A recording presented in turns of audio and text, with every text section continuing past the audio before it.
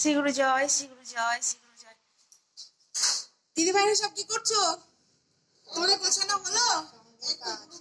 সব সাজগোজ হচ্ছে, গোছানো হচ্ছে, ভোগের সব গোছানো হচ্ছে। তোমরা এসেছো, আমার খুব খুব খুব ভালো লাগছে। আর ভালো লাগছে আমাদের। ওই দিদি ভাই কি করছে? সব তোমাদের বেশ ভালোই বানানো হয়ে গেছে দেখছি। একটুখানি সময়ের মধ্যে সব করে ফেললে তো?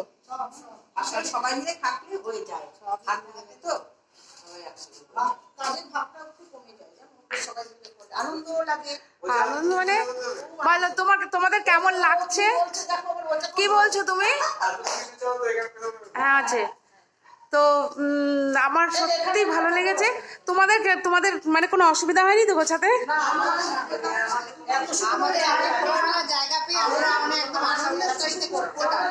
আনন্দভাবেই সব গুছিয়েছি, আমরা সবকিছু হাতের কাছে পেয়ে গেছি।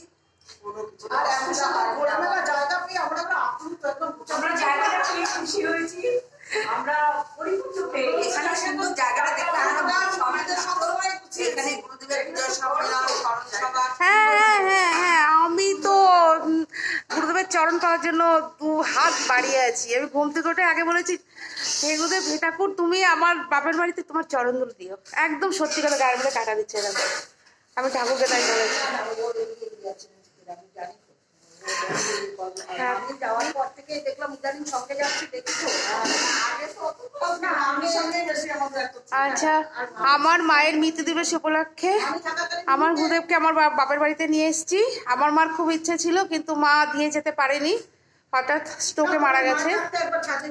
হয়েছে বলছি, হঠাৎ স্ট্রোকে মারা গেছে, যার জন্য মা থাকতে দিতে পারলাম না। এখন খুব কষ্ট হচ্ছে, কিন্তু কিছু করার নেই।